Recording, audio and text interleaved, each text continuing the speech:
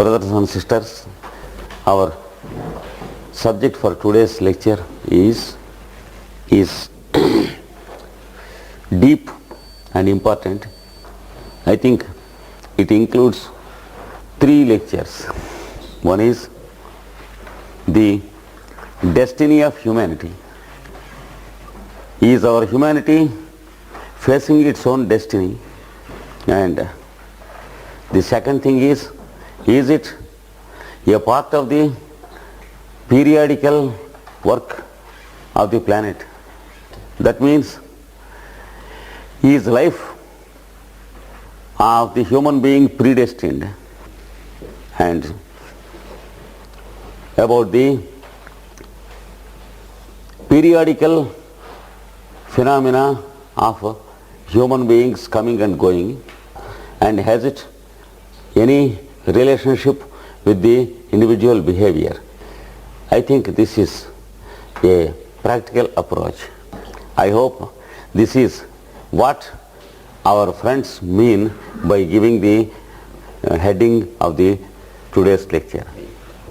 Is it the same thing? Yes. It includes 3 very important issues, each of which is very deep and requires a detailed study.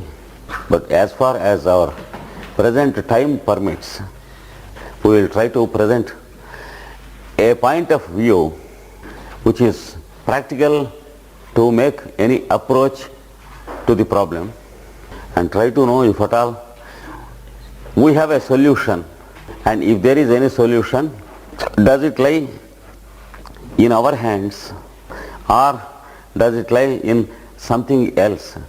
I think such an approach is more useful. First of all, let us try to understand what destiny means. There is a school of thought in this world always existing, as old as the humanity. It is called the school of fatalism. That is, everything is taking its own course. Everything is predestined and there is nothing to be changed. All the incidents are inevitable. They are in the plan already arranged. This is one view, and the persons who believe in this are called fatalists. Almost in the same sense, the word destiny is used. There is another school of thought, equally ancient, existing from the earliest humanity itself, that we are the makers of our destiny, and what we do will give its results, and we as individuals are doing something, and our doings are producing their own results. All these results put together form inevitability of our future, and when everyone is creating his own destiny, the whole humanity is facing the cumulative result, and we call it destiny. So this is another viewpoint. These are called rationalists in a positive sense of the word. Of course, we have the word used in a negative sense also, in a political sense. But here, since we are standing in a holy place like this Theosophical Society, we use the word rationalist only in the positive sense. That means those who approach the issue from a rational point of view. So we have the fatalists and the rationalists, and till today the discussion has not come to a conclusion. Each has his own arguments to support his own theory and his own practical points to prove, and each theory has an equal number of strong points. That's the reason why the 2 theories exist through millions of years. No one of these 2 theories can be cancelled because the world is going according to both the theories.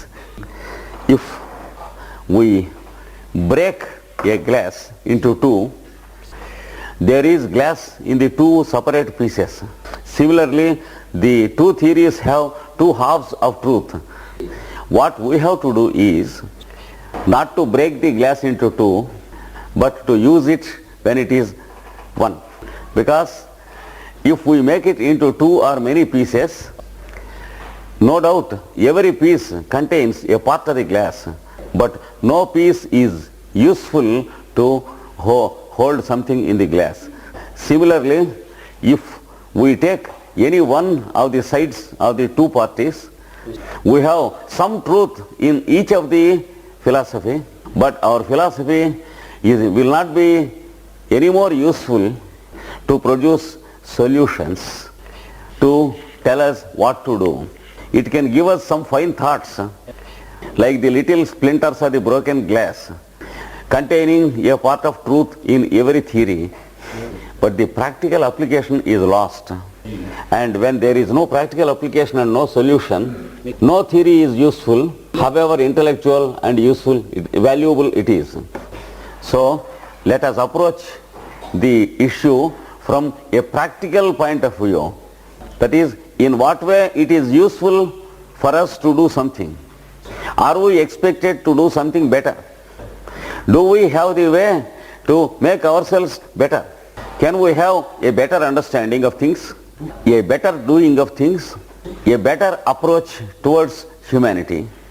This is what we want. The first thing we should not forget is the existence of the individual and the existence of the total humanity. They are inseparable. The individual exists and the total humanity also exists, but the individual has no existence at all different from the total. And if at all anyone thinks that others have nothing to do with his independence, it is false. It is inexperience that makes us think so. If I want to stand here and speak something before you, I have something to do with all of you. Suppose you are not there, am I to talk to these chairs? So no one is independent in this world.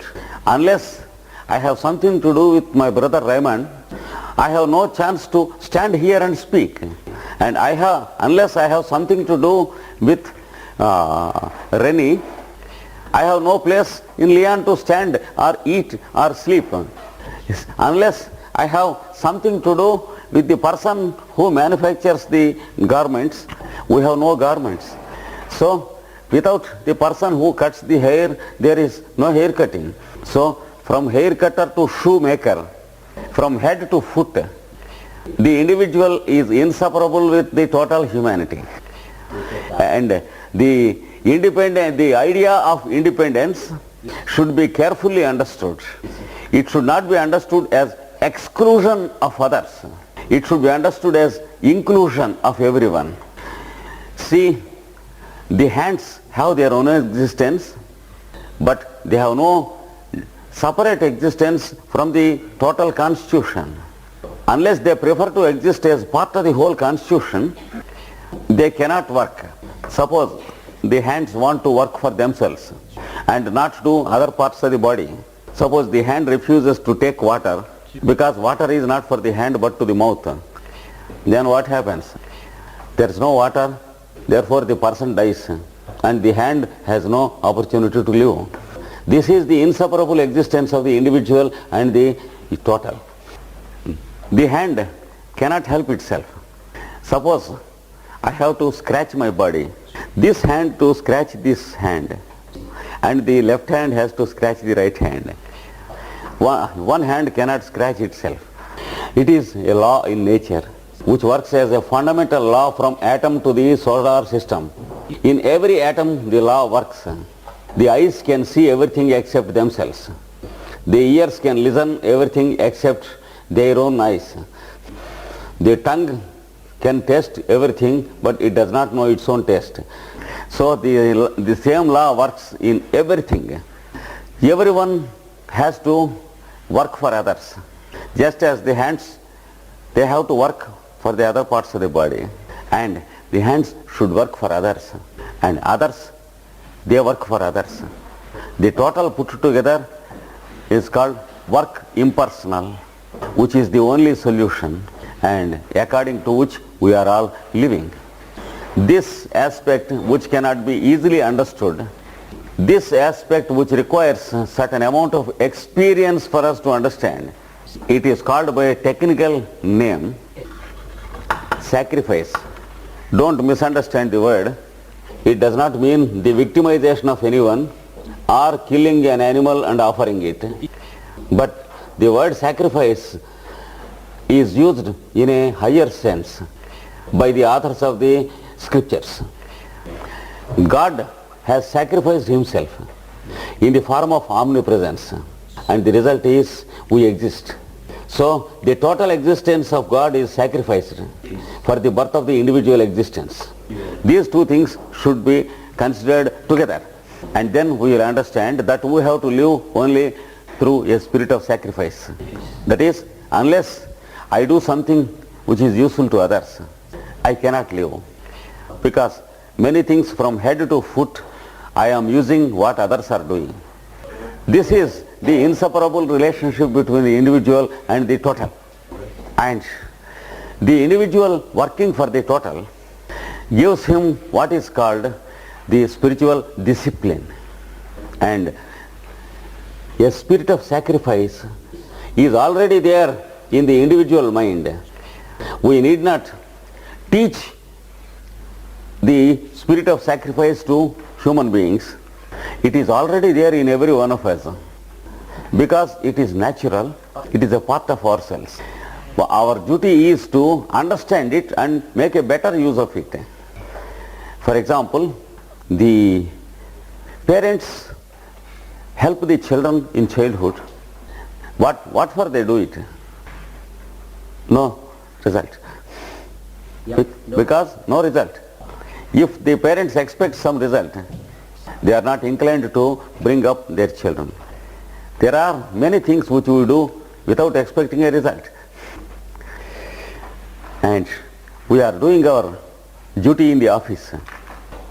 Some of us may deceive ourselves by believing that we are doing it for our own money. But apply your attention to the thought a little more. Yes, we are doing our duty in the office for some money. But what do you get with money? Is it to preserve it in the bank? What do we get when we preserve it in the bank? No answer. We have to use the money to purchase some things. What can we purchase? It is only food or garments or housing if we are trained. If we are not trained, we will purchase other things which are not useful. Sometimes not only useless things but also harmful things. And suppose two young people marry. They believe that they marry for their happiness. Is it true? Of course, they enjoy life, but they are growing old and they are producing a child. If they are not willing to produce a child, they are finding someone upon whom they shower their affections. Or we sometimes purchase dogs and cats. We want to give it food and drink and speak to it and smile. This is because we want to do something to others. It is natural. Instead of doing something to children or dogs or cats, can't we do it to ourselves only and die? Instead of smiling to a child or a cat or a dog, can't we smile to ourselves in the mirror? Why do we prefer to do with other living beings? This is because we have in us a spirit of offering and a spirit of sacrifice. We want to do something to others.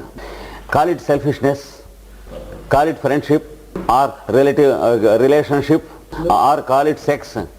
Whatever it may be, everyone is eager to do something to others. The name of the relationship may be different. That is a direct proof to understand that there is a spirit of sacrifice in everyone. When we have a proper understanding of it, we have a solution to our life. Otherwise, we try to eat for ourselves. We try to earn money and save for ourselves. We purchase houses for ourselves. We purchase many fine things for ourselves. We sit down in our own house, develop our body and then die. Is there any happiness in doing so? If at all there is real happiness in doing so, people would not have married at all. They would have kept their own things for themselves. People would not have got children, and they would not have pampered children and animals. So there is a spirit of sacrifice which helps us to understand that the individual has no existence separate from the total existence. So man the individual is the same as the man the total of this earth. Now let us come to the two theories of the fatalists and the rationalists. There is the theory of karma, that is, what we do will have its own result. We are doing some things and we are producing the results. Today I am eating more than what I need. Tomorrow I am suffering from a disease and I am going to meet a doctor, and then I purchase medicine. I eat the medicine. This is the result of what I have done. So every deed of ours has its own effect, and we can classify our deeds in the following way: our relationship with our work, that means profession, etc., our sleep, our rest, our food and drink, our sex. These are the main headings with which our activity is concerned. Generally speaking, we show our behavior to these aspects, and whenever we are on the right path, whenever we are purposeful in doing and behaving, we do these things in the right way, and the result is we live a happy life without ill health, without conflict with others, without conflict with ourselves, and then we complete the action of what we are expected to do in this life. That is all. So, if we begin to misbehave with any one of these aspects, it has its own effect, and we have what is called disease or enmity, misunderstanding and conflict. We have to live with them, and they have their own chain action of things. And when once we start the chain action, we cannot cut it in the middle. We have to allow the actions to realize the ultimate results. After doing something wrong, we can't say, I don't want the result. We can't say, I will be a good fellow from today, so let me not be punished by the results. Yes. If I eat and drink like a dog and a pig today, and tomorrow if I say, I will be sensible in my eating and drinking from today, so let me not be punished by any disease today. It's not possible. It is very good that wisdom has dawned on my mind, but the results of my yesterday's eating will be there today. Even after wisdom dawning on the mind, I have to accept the results of what I have done yesterday and allow them to pass through me. I can save myself only from doing more bad things, and I can save myself only from the results of tomorrow. This is one aspect. And if we begin to understand how to do them better, we have everything natural. We can enjoy life. So the rationalist is right in saying that everything depends upon our own doing. And if we do things better, the results will be better. And we have no misery in this world at all. Everyone can try to understand to do things better. Take certain amount of care to do them only in the right way, that is right thinking, right speaking and right action. Then the body, the mind and the senses are pure, and the results of our good deeds are bound to be good. We enjoy a life of happiness, realization and accomplishment. Then there is no trouble at all. There will not be any social problems, and there will not be any political problems, and everything will be good, and life will be a paradise. One can live in this world as heaven. Everything depends upon how we do, and man is a maker of his own destiny. This is what is proved by the rationalists. But the fatalist has his own points. Suppose I do everything correctly, but even though I behave better, others may not behave better. Then what happens? There is evil in this world. There is no solution to this. Because once again the rationalist reminds us that we are in the habit of seeing evil in others. That is the basic crime in the human psychology. We are inclined to think that though we are pious, others may be criminal in their behavior. Though I speak truth, are all people ready to speak truth? Though I behave morally, are all people ready to behave morally with me?